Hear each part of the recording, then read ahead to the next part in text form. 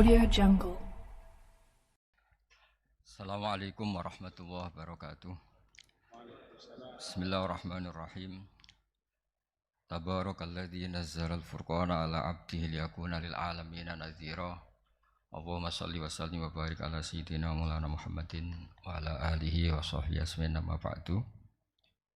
Yang sangat saya hormati Kiai Haji Syukron Makmun selaku sesepuh NU, juga sebagai pengasuh Pondok Pesantren Darul Rahman.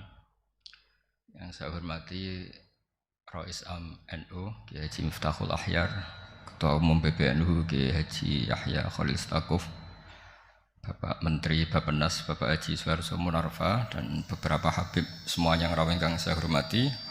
Ada Habib Hud Al-Attas, ada Habib Ali bin Abdurrahman Al-Habsyi, ada Habib Nabil, semuanya yang saya hormati. Sekjen NU dan semua jajarannya yang saya hormati, Katib dan semua yang saya hormati. Alhamdulillah, tadi Kiai Haji Syukron Makmun yang juga teman bapak saya masih ingat beliau ketika rawuh di Rembang di rumah bapak saya. Saya mohon maaf gak bisa datang, memang mungkin sebaiknya tidak datang karena memang saya masih ngaji pasanan, ngaji kilatan, ngaji. Saya sering cerita ke orang-orang, kalau ada rapat ketahanan pangan itu yang rapat ya baik karena ngatur ketahanan pangan.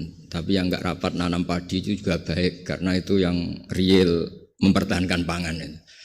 Jadi kalau semuanya rapat, yang nanam padi siapa? Kalau yang semuanya nanam padi, yang koordinasi supaya dikirim kemana, diatur bagaimana, itu butuh rapat.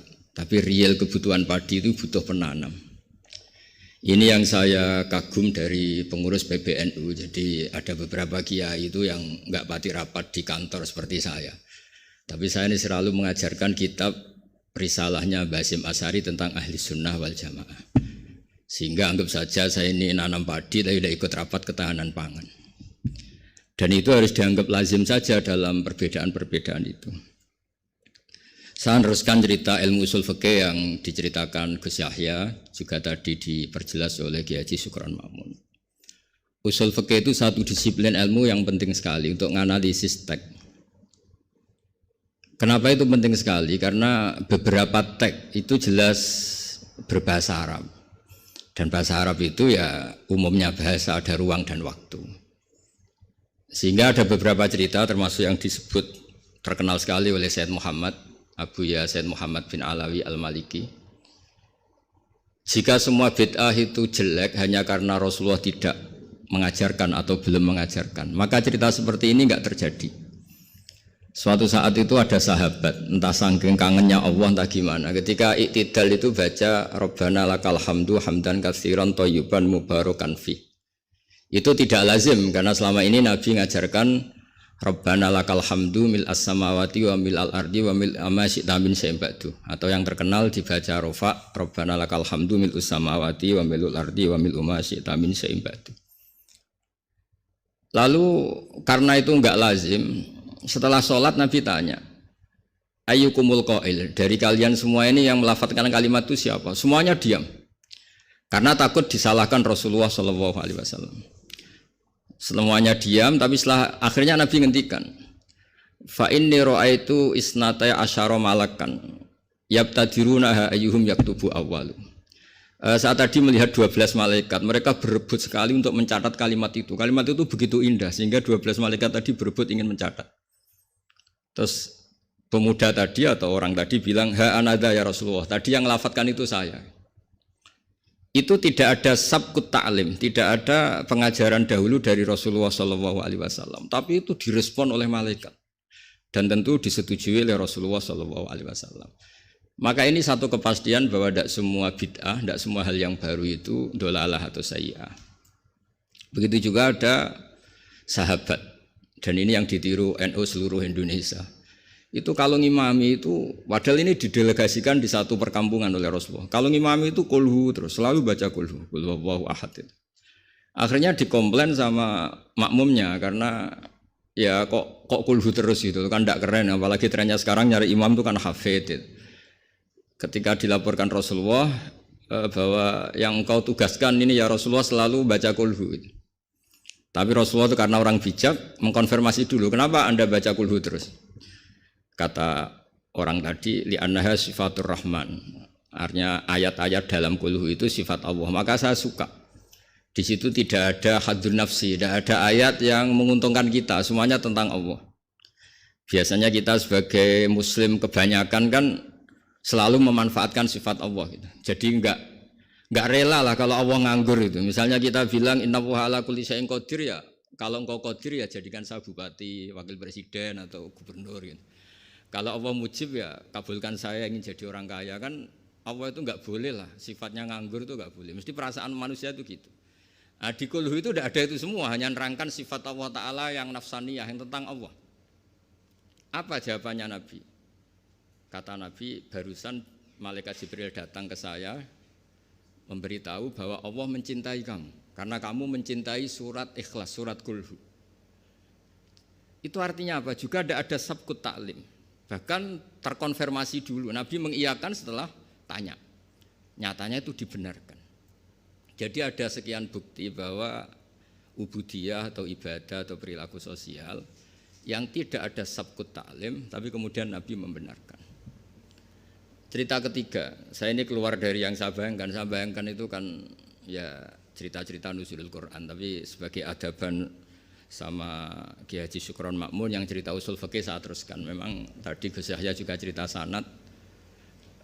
Saya ngaji di Kiai Haji Maimun Zubair dan bapak saya seorang hafidz juga ajar. Kiai Maimun itu putra Mbah Zubair. Mbah Zubair itu dulu pakar usul fikih. Beliau dulu ngaji sama Mbah Fakih Mas Kumambang, dulu wakil Rais Akbar. Kiai Fakih Mas Kumambang ini angkatannya Mbah Hashim ketika ngaji di Sayyid Abi Bakar Sato. Ngaji Syekh Mahfud dulu, Syekh Mahfud Termas. Syekh Mahfud Termas ini ngaji sama Sayyid Abi Bakar Sato. Sayyid Abi Bakar Sato ngaji sama Sayyid Zaini Tahlan sampai Syekh Utsman Ad-Dimyati sampai musalsal ila Rasulillah sallallahu alaihi wasallam. Sehingga ketika Pak Syukron Makmun cerita usul fikih, saya terus menjadi ingat ketika ngaji Jamul Jawame, ngaji Lubul Usul, beberapa kitab yang menjadi keharusan untuk meneliti teks-teks Quran hadis. Cerita ketiga, dan ini terakhir karena apa ya, selain materi saya juga enggak yang saya bayangkan ya, memang saya tidak bisa datang ke sana. Ketika Rasulullah SAW cerita, saya melihat surga, kemudian dengar derap sandal itu, sandal klompen itu. Terus Nabi tanya, ini sandal siapa kok sudah di surga, suara siapa? Dijawab itu suara Bilal. Walhasil terus Bilal ditanya, kenapa engkau begitu cepat masuk surga, apa resep kamu?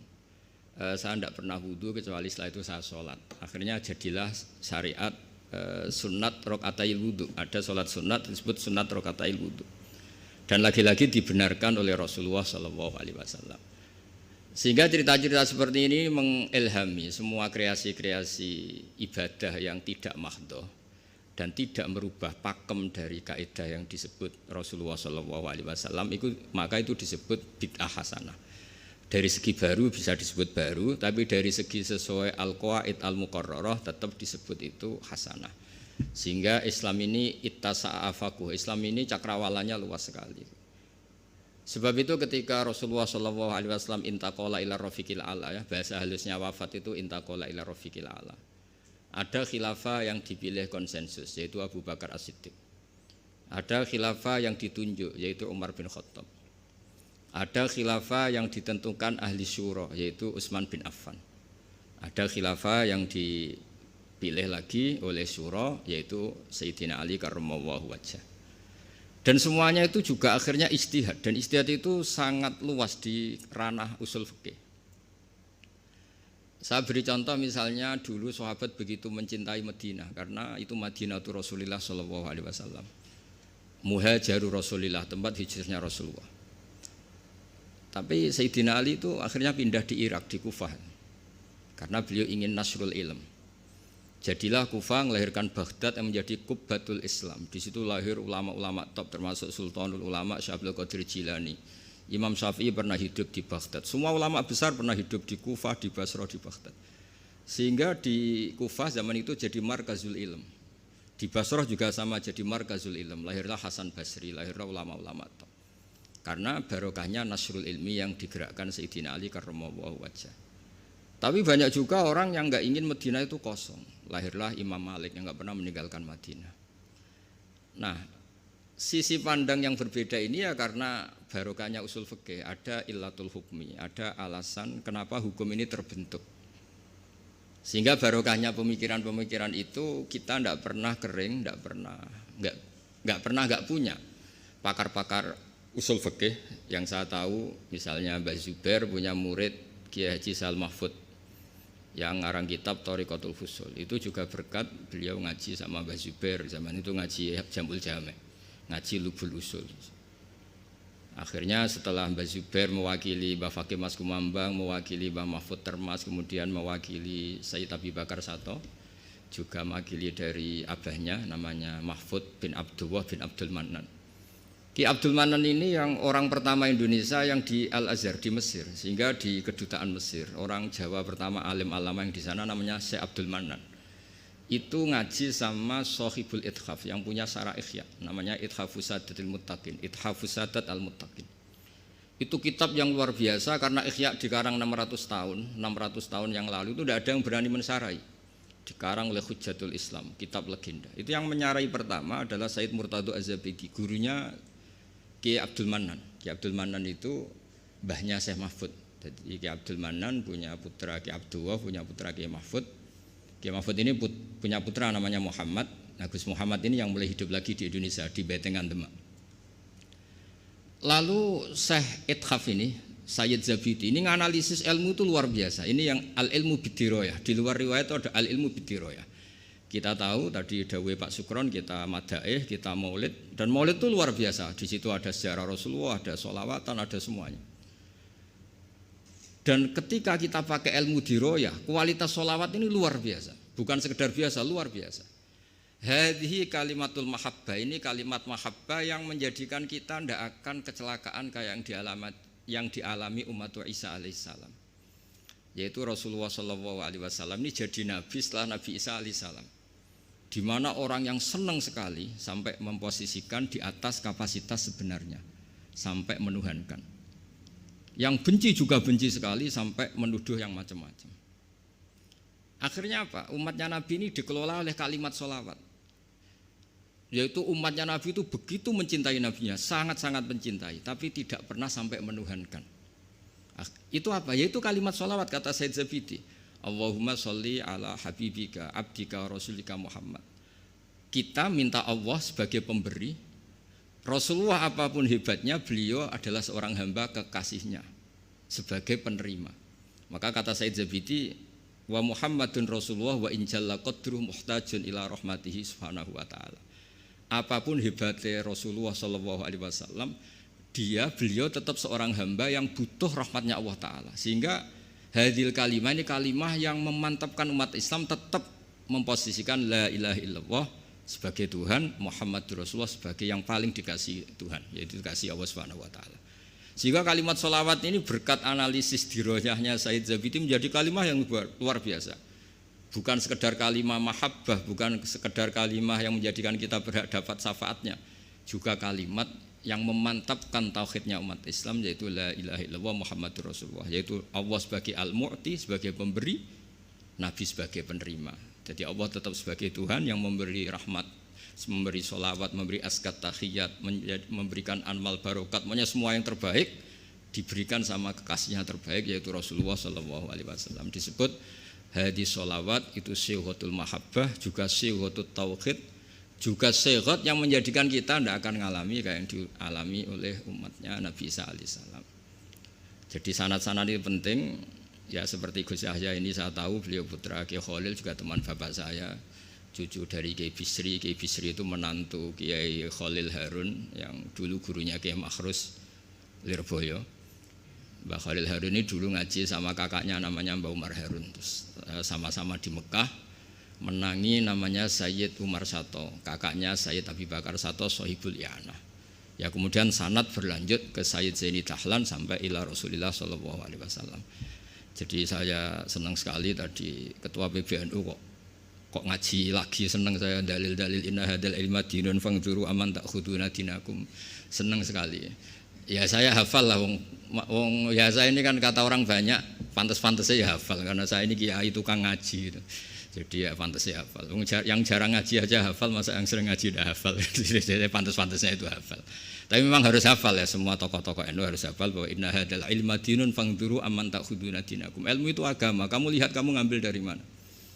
Dulu Imam Bukhari itu kalau mau ngajar, mau ngaji atau mau ngambil ilmu atau mau apa saja.